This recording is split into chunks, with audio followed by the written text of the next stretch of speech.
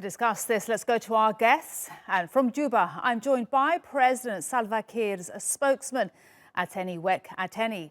And in London is South Sudan's political analyst, Mawan Muortat. Gentlemen, thank you both for joining us here on the Newsmakers. Ateny, I'd like to go to you first. Tell us just how much pressure are the US sanctions putting you under, and is this pressuring you to form a unity government finally? In fact, the sanctions that the United States of America is levying against South Sudan political leaders, and particularly the one that was recently passed or decreed by the United States against the first Vice President of the Republic of South Sudan, was extremely unfortunate, given that Taban Dengai is central to the implementation of the revitalized peace agreement on resolution of conflict in the Republic of South Sudan. And he is helping President Salva Kiir to arrive at a very conclusive implementation of the peace agreement on resolution of conflict.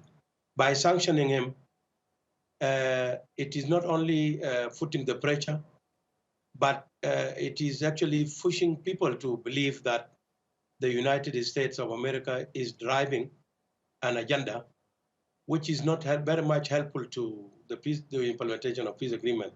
Because if the leaders in Juba becomes like,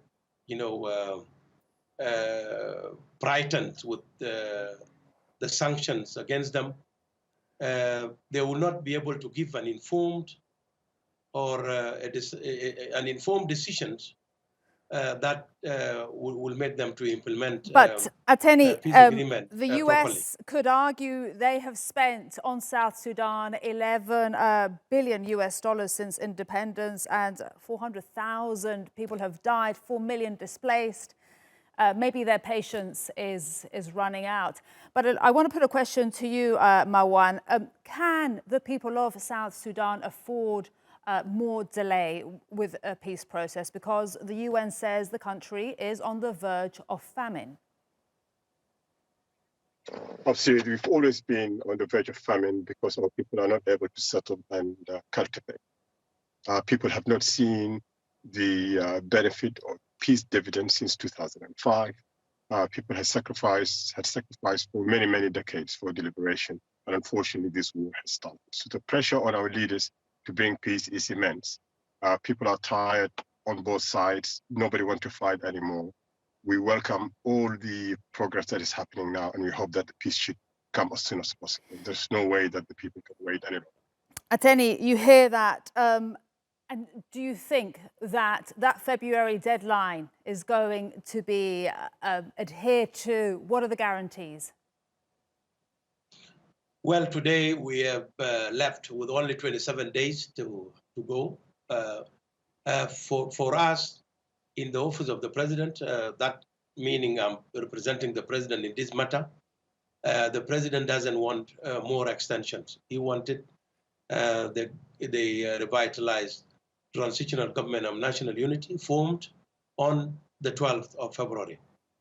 He has met with Dr. Riak today to discuss the remaining security issues, and they have actually postponed the talk today,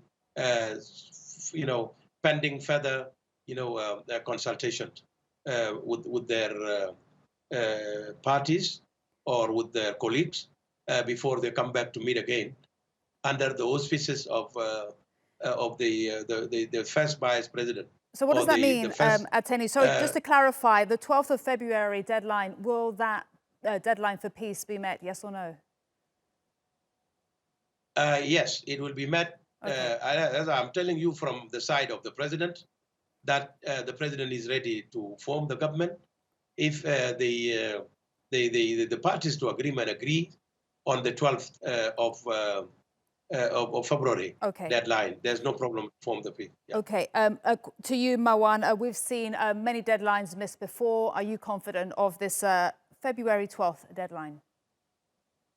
No, it seemed very short to me because there are still a couple of contentious issues. Obviously, at the moment, they are murky. We do not understand the details of what is still outstanding. But if there was more clarity, we would be able to be more certain whether it's going to be met or not. But it looks that they are still further apart than we hoped. Okay. And Ateny, last year, the US State Department said the following: South Sudan's President Salva Kiir's government is no longer suitable to continue leading the country's peace process. Are you able to prove them wrong now in 2020? I think so. Even when this statement was released, it was a very uninformed, position, simply because this government, and particularly the government of President Salva Kiir, is very much suitable to govern this country.